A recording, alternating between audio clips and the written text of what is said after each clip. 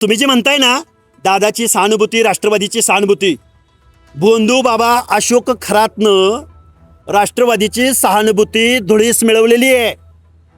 अख्खा राष्ट्रवादी एकाच दुसरा अपवाद वगळता त्या भोंदू बाबाच्या 10वी नापास, जादूटोणा करणाऱ्या, महिलांचं शोषण करणाऱ्या, महिलांना नको नको ते अमृत पाजणाऱ्या माणसाच्या पायाशी राष्ट्रवादी लोटांगण घेते. कसली सहानुभूती सांगताय तुम्ही?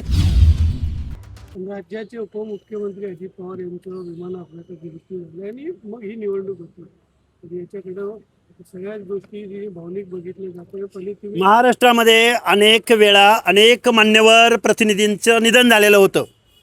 पिंपरी चिंचवडमध्ये तिथले लोकप्रिय नेते लक्ष्मणरावजी जगताप यांचं निधन झाल्यानंतर स्वर्गीय अजितदादा पवारांनी पिंपरी चिंचवडची जागा बिनविरोध न करता तिथं निवडणूक लढली गेली.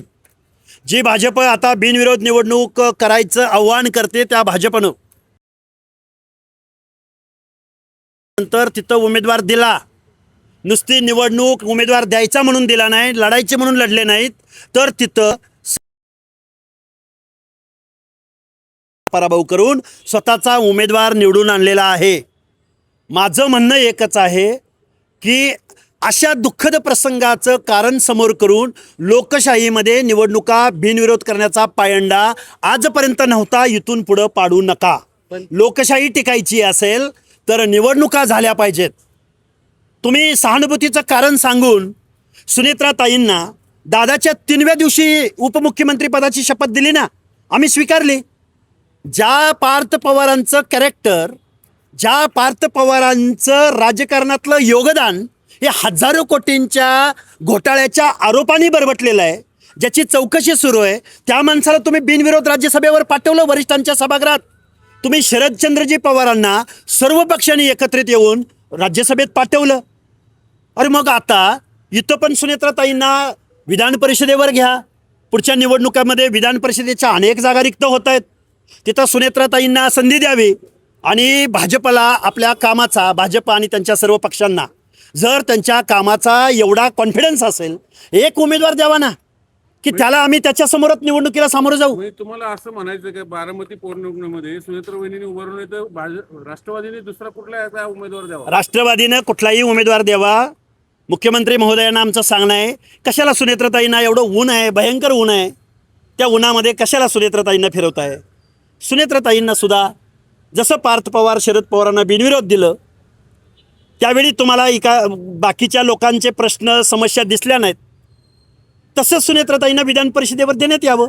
आम्ही पण मानवता. मग तिथं उमेदवार कोण द्यावा? काय अरे उमेदवार 2-3 लाख लोकांच्या कन्सिस्टन्सीमध्ये तुमच्याकडे उमेदवार नाही, भाजपकडे उमेदवार नाही, दादांच्या गटाकडे दादांच्या गटाकडे उमेदवार नाही का? मग तिथं एकही कर्तृत्वान माणूस नाही की पवार कुटुंबियामधलाच उमेदवार द्यावा लागतो. तुम्ही लढणारे काय तुम्ही उमेदवार? बघा 2 दिवस आम्ही लढणार हे निश्चित, पण उमेदवार कोण असणार त्यासाठी तुम्हाला 2 दिवस द्या ना वेळ आम्हाला. पण अजित पवार हे राज्याचे उपमुख्यमंत्री होते. तुम्ही जे सगळं भावनिकता आणि सहानुभूतीचा विषय काढता, तो सगळं सहानुभूतीच्या पलीकडचा विषय आहे. तो अजित पवारांचं आणि बारामतीचं एक वेगळं नातं आहे.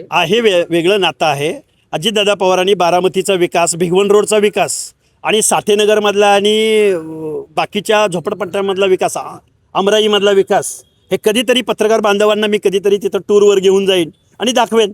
जिरायती भागामधल्या 30-40 गावामध्ये पिण्याच्या पाण्याचा प्रश्न, शेतीच्या पाण्याचा प्रश्न, त्यांच्या बाबतीत काय दुजाभाव केला जातो, आणि बागायती भागामधल्या प्रदूषित शेतीचा प्रश्न, हे तुम्हाला सगळे प्रश्न तिथं घेऊन जाऊन दाखवेन. आणि पवार कुटुंबियांना माळेगाव कारखान्याच्या चेअरमन पदापासून ते शिवप्रसारक शिक्षण प्रसारक मंडळी शिक्षण संस्थेच्या अध्यक्षपदापासून कबड्डीचं अध्यक्षपद पाहिजे, खो खोचं अध्यक्षपद पाहिजे, क्रिकेटचं अध्यक्षपद पाहिजे, रयतचं अध्यक्षपद पाहिजे. अरे द्या ना एखाद्या सर्वसामान्य कुटुंबामधल्या एखाद्या जगतापाला, एखाद्या सातवांना, एखाद्या जाचकांना, एखाद्या काकडेंना.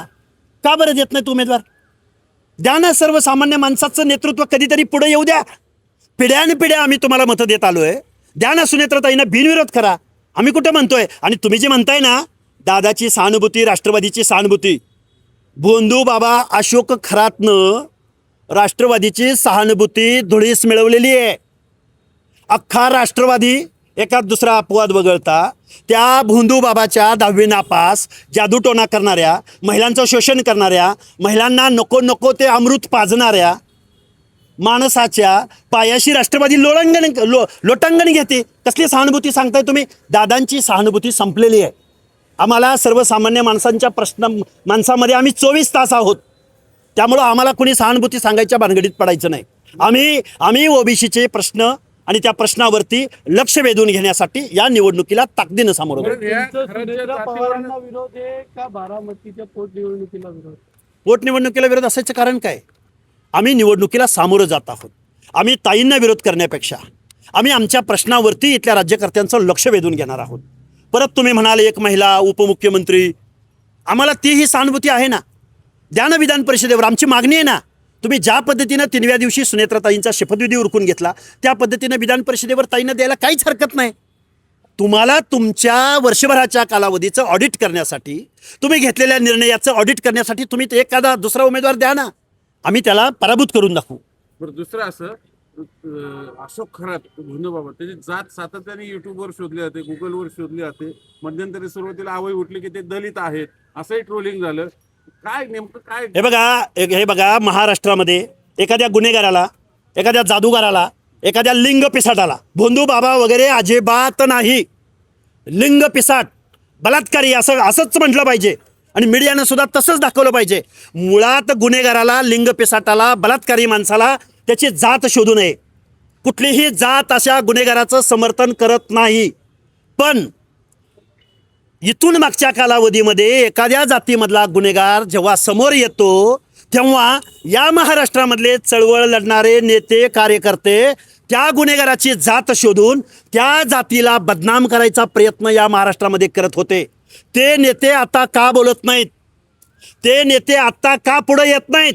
कोण आहेत ते? मुळात काय तुम्हा सगळ्या लोकांना माहिती आहे. आमचे मित्र, बेकायदा मागणी करणारे, ओबीसीच्या आरक्षणात माती घालवणारे मनोज दादा का बरं भोंदू बाबा खरातबद्दल बोलत नाहीत? का बरं? बोललं पाहिजे, त्यांनाच विचारलं पाहिजे. का शांत आहेत? हा महाराष्ट्र नव्हे, हे महाराष्ट्राची चळवळ नव्हे. फोटो येतो म्हणे, काय? माझा फोटो नाही तो म्हणे. कुणाचा फोटो आहे त्यांनी सांगावं पुढे येऊन. राजीनामे मागा ना, अख्खं मंत्रिमंडळ खाली होईल.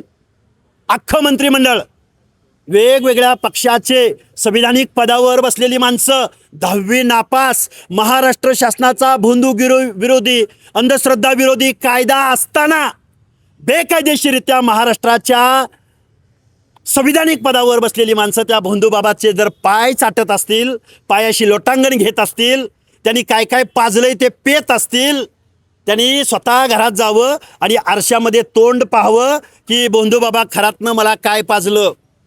माझी माता भगिनी, माझी पत्नी मी त्या भोंदूबाबाकडे पाठवली होती, तिच्या बाबतीत काय झालं असेल हे कोण बोलणार? हे वास्तव कोण बोलणार?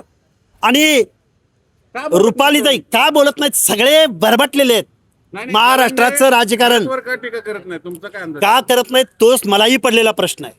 मला जसा तुम्ही प्रश्न विचारला तसाच मनोज दादा जरांगे, आदरणीय मनोज दादा जरांगे यांना अशोक खराताच्या बाबतीमध्ये तुम्ही का व्यक्त झाला नाहीत? उठ सूट बसल्या उठल्या तुम्ही भूमिका घेणारे, तुम्ही बसला, तुमच्या घरावरनं साधं काय ते कुठलं हे गेलं. बरं, तुमच्या माहितीत त्यांची जात काय आहे? कुणाची? हे बघा, लक्ष्मण हाके हा पुरोगामी विचार मानणारा कार्यकर्ता आहे. लक्ष्मण हाके संविधान मानणारा कार्यकर्ता आहे. लक्ष्मण हाके 12-13 करोड जनतेचं सगळ्या गोष्टी मानणारा कार्यकर्ता आहे. गुन्हेगाराला कधीही जात असत नाही हे मानणारा कार्यकर्ता आहे. पण मनोजदादा जरांगे मात्र अशोक खरातच्या विरोधात का बोलत नाही? हा तुम्हाला जसा प्रश्न पडलाय तसाच मलाही प्रश्न पडलाय. म्हणून काय रुपाली चाकणकरांना काय टार्गेट केलं जात आहे का? असं मी मानणार नाही, कारण रुपालीताई कधी ओबीसीच्या प्रश्नावर बोलल्या नाहीत. आमच्यावर 10 वेळा हल्ले झाले त्यावेळी रुपालीताई पुढे आल्या नाहीत. रुपालीताई दरबारी राजकारण करत होत्या. भुजबळ साहेबांवरती हल्ले होत होते त्यावेळी रुपालीताई त्याच पक्षाच्या नेत्या होत्या, पण कधीही ओबीसीच्या प्रश्नावर पुढे आल्या नाहीत. पण त्याच्याही पलीकडे जाऊन माझं असं मत आहे, फक्त रुपालीताईचा बळी घेऊ नका. रुपालीताईंचा राजीनाम्यानंतर एंड होत नाही खरातचा. रुपालीताईंच्या राजीनाम्यानंतर भोंदू किंवा बलात्कारी खरातच्या प्रकरणाची सुरुवात होते. जर निपक्ष पद्धतीनं जर याची चौकशी झाली तर अख्खं मंत्रिमंडळ खाली होईल, हे मी जबाबदारीनं मी तुम्हाला सांगतो. बारामतीच्या पोटनिवडणुकीमध्ये तुम्हाला स्कोप दिसतंय असं वाटतं? स्कोप जनता ठरवेल. मी कार्यकर्ता आहे, मला गमवायचं काहीच नाही. मला माझे प्रश्न मांडायचे आहेत.